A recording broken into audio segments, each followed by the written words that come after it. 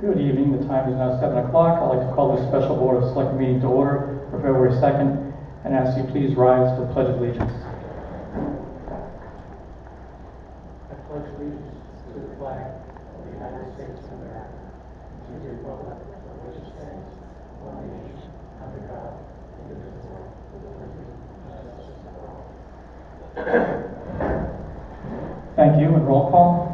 Mike Supernall. Tom Zenkowitz. Kevin Cunningham. Item C is to approve the meeting minutes from the Board of Select meeting on January 12th, 2026. I'm going to make a motion to accept the meeting minutes from January 12th. I'll second. Any other discussion? Hearing none, all in favor say aye. Aye. Item D is public comment. Is there anybody here from the public that wishes to speak tonight?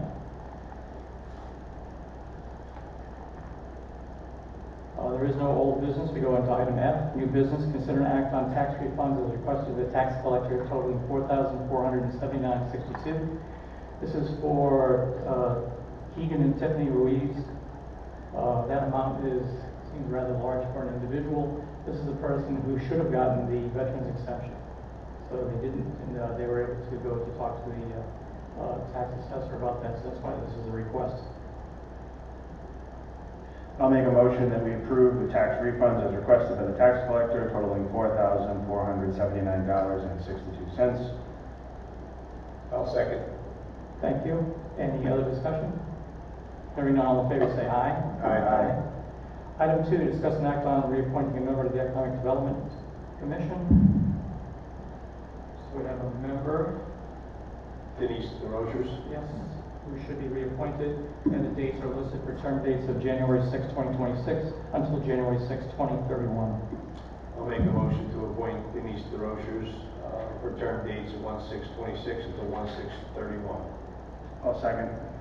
Any other discussion? Hearing none, all in favor say aye. Aye. Item 3, discuss an act on adding 2 residents as representatives to the Northeast District Department of Health. In your packet, you should have 2 reps. We have Ali Zulfikar and Mary Landry. Correct. I'll make a motion to appoint Ali Zulfikar and Mary Landry. I'll second that. Any other discussion? Other than the fact they've already gone to the health district to get their packet ready to go, so they're ready to start. All in favor say aye. Aye. Next item is for discuss an act on appointing a member to the Capital Strategic Planning Committee. You should have in your packet. Sonia. Yes. Who resigned, Trevor? No, there was one opening. Oh, okay, I'm sorry. This is the final one. I'll make a motion to appoint Sonia Chapman. I'll second. Any other discussion? Hearing none, all in favor say aye. Aye. Here tonight is, in case you need any questions, we have our finance director will discuss an act on approving the purchase of new accounting software. If you want to say a few words, that would be helpful. And then get to turn that one on.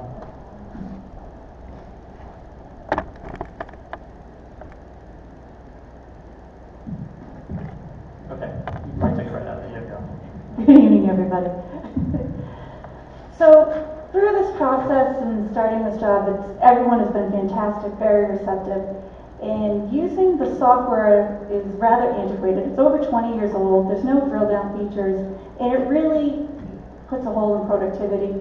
We constantly have to asking, what is this? Drilling down and actually pulling physical files in accounts payable. If you try to do a drill down on, what's in contracted services, all it gives you is an AP and a number and a dollar amount. So you don't even know the name of the vendor.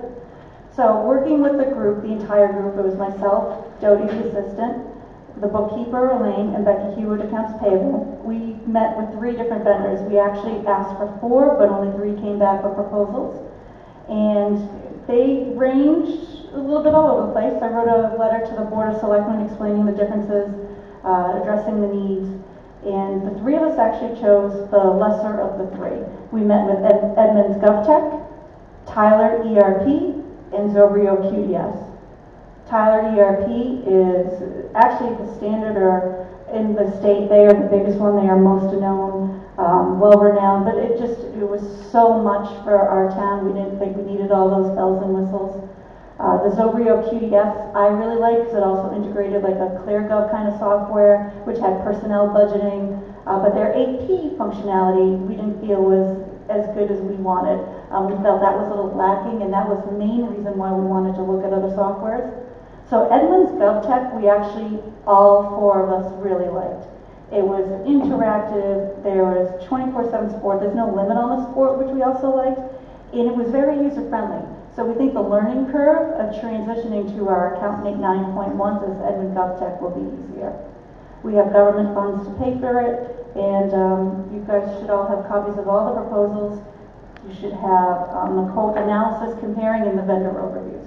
So I feel free to, any questions. The whole idea of this is for increased efficiency and transparency. I would be able to go to this meeting, Board of Finance, or anywhere to say what is in this line item, drill down, here it is, and double click and see a copy of the invoice and who signed it. I would just say, Lisa, I do appreciate all the information you put together on the 3 different options there. I mean, I definitely want to make sure that our finance department is efficient and that you're using a more up-to-date system. And I understand that, over the years, things can get antiquated, especially when it comes to programming. But when it comes to finances, like, we can't fall behind on that. We can't wait forever for things to load, and that kind of thing. So I think it's definitely time for us to upgrade. And again, I thought you gave us a good analysis here of the 3 different options. So your recommendation would be the Edmunds GovTech? Correct, and thank you very much. Thanks. And as you mentioned, you're using the funding to pay for this through. Through governmental funds, yes. So we did follow the procurement policy just to make sure we had other options available to us. So she was able to find 3. I would trust your judgment on which one to utilize. So, any other questions? I spoke with Lisa about a week and a half ago, and she was talking about the programs and what she likes. So I would recommend that we go with, obviously, her proposal. If there's no other discussion, I'll make a motion that we approve the Edmunds GovTech new accounting software. I'll second. Any other discussion? Other than thank you. Thank you. All in favor, All 4 of say us will, actually everyone will enjoy this, so thank you. All in favor, say aye. Aye. And then the final part here is to talk about the discussion and act on setting a town meeting date to approve or deny the 4 ordinances and the cell tower lease continuation. We were looking at the February 19th as the best date, so that's what I would recommend so we can get that going. Kevin, there's no conflict with any other meetings that night? No. Okay. Like I discussed with you, Kevin, I will be unable to make the 19th. So that, do we have a motion? I'll make the motion for the 19th for the public vote on the town meeting. I'll second. Any other discussion? Hearing none, all say in favor, say aye. Aye. Thank you. On go to other. I do want to appreciate the fact that sorry to go out again. Okay, so the people who've been responding to the open spots that are available for different boards and commissions, I want to thank the people for coming out for that. Obviously, you heard a few tonight. We still have some needs that I think the public should be aware of. Inland wetlands does need some support. So if anybody's interested in the inland wetlands, conservation still needs a couple of people. If you have a question and a concern about it, give a call to the town clerk and they can help you to fill out, fill out some background on that for each of those positions. Kevin, just to be clear, so the capital strategic planning, there are no more vacancies on that, correct? So the only situation would be if somebody decides they're not interested anymore and resigns, then we could fill that spot. Okay. Yep. The other thing I would say to the other selectmen is this is the time we prepare for our budget season. We've done some work on that already. The only question or comment that I would put to the other selectmen is to figure out what we would put into monies to allocate for keeping the ECC, because we're still going to wait probably a good 4 to 6 months before we have that strategic committee come up with the assessment of that building to what it could be used for. So in the meantime, our budget process starts and it'll be voted on by then. So we have to come up with an idea of what it's going to cost to maintain. I would ask that you look at the documentation you have already, see what you questions you may have for that board, that committee, and then, be able to move forward on that. Just on that note, while you're talking about capital strategic and the ECC, so at our next selectmen's meeting, do we need to make a request to have on that agenda a discussion of the specific goals? Because I seem to remember having attended that first meeting that they had. It did seem like it was something that we needed to discuss specifically, as far as what they're going to be looking into. And they're more than welcome to make modifications to their goals, but we already had listed what we had an insight for the buildings.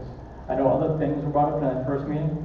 I personally didn't think they were appropriate. You're not going to be looking at sewer lines all around the town of Plainfield.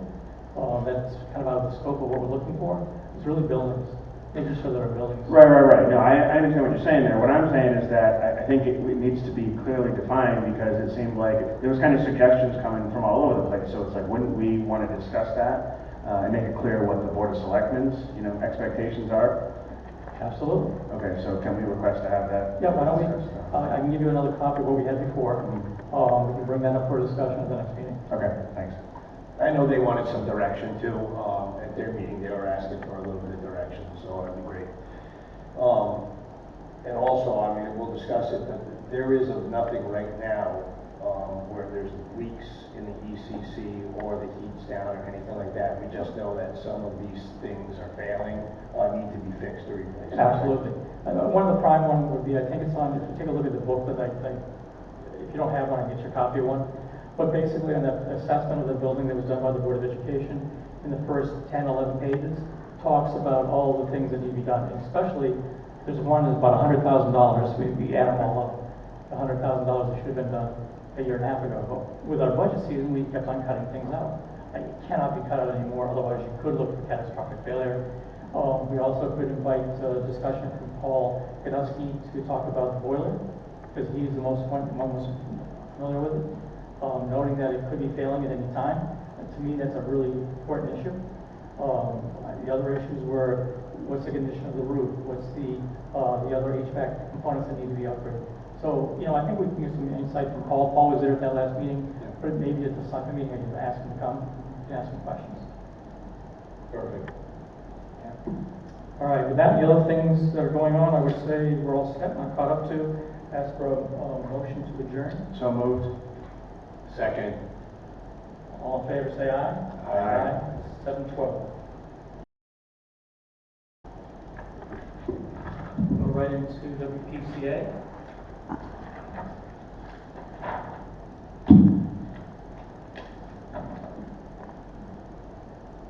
So we have a special WPCA Water Pollution Control Authority meeting for February 2nd, and that will be called to order now, 7:15. Roll call. Mike Superell. Tom Sinkwitz. Kevin Cunningham. You have a list of the requests to approve the minutes of the special WPCA meeting dated December 22nd. I'll make a motion that we approve the special WPCA meeting minutes from December 22nd. I'll second. Any other discussion? Hearing none, all in favor say aye. Aye. Item D, which is public comment. Anybody here wish to speak on WPCA public comment? Hearing none, we go into new business. There are 3 items for tonight. Discuss the issue of the town of Plainfield Highway sewer tie-in. I think you might have heard this before, but I just want to make sure we're clear on it. There was some, it's a clay pipe system. That's how old it is. The clay pipe system was crushed in some areas, and there was a little backup going into the highway department. They've since cleared that area. It's still now functioning, but we do need to address the issue sometimes, I would say sometime this summer, because there's the animal control pipe, the pipe from the bus garage, and of course the highway garage. So we're going to have to re-engineer and restructure that over there. So I just wanted you to know that we're already working on it and looking at the options. The problem is right now it's so compact over there, there's no way you're going to be able to tear it all out and then try to find clean fill to be brought back in. So we're going to wait until the spring and engineer it properly. I think it was also valid. I was at the Board of Finance meeting when Mr. Peterson on the Board of Finance had brought up that the issue's been resolved, but obviously it needs long term to be addressed. And so he was asking, is this something that could be budgeted for? So it is something that we're going to. Yeah, that's what we're looking at. We're looking at by way of fix. We're talking about a temporary fix right now. Yeah. So it's gonna have to go through a little more, review of what we have to do to fix it.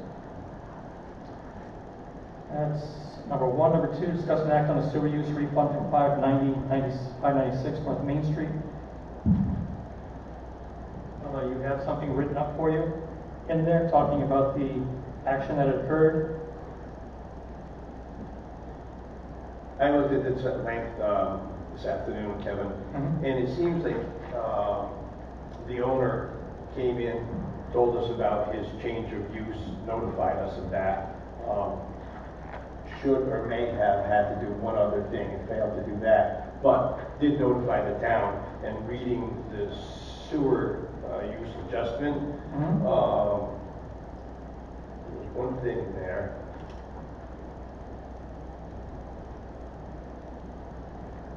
That made me side with the owner, that he did his due diligence, came in and told the town.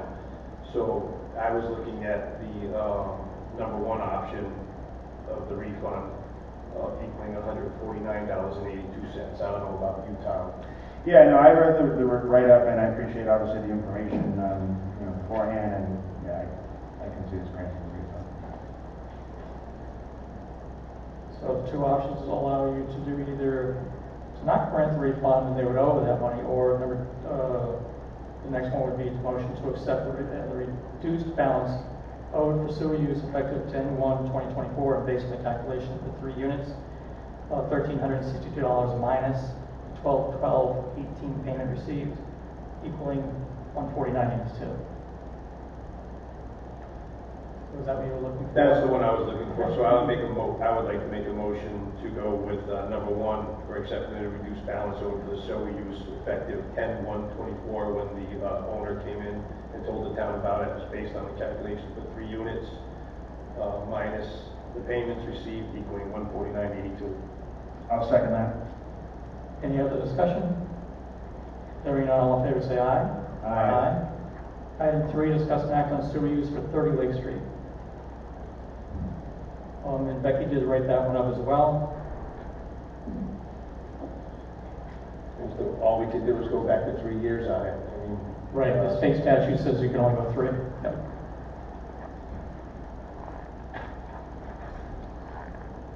Any other discussion?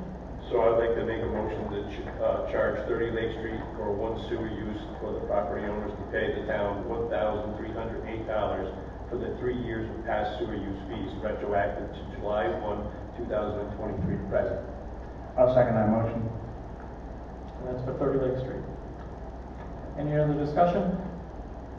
Hearing none, all in favor say aye. Aye. Motion carries. Item F is for adjournment. Make a motion to adjourn. Second. All in favor say aye. Aye. At 7:18. Thank you.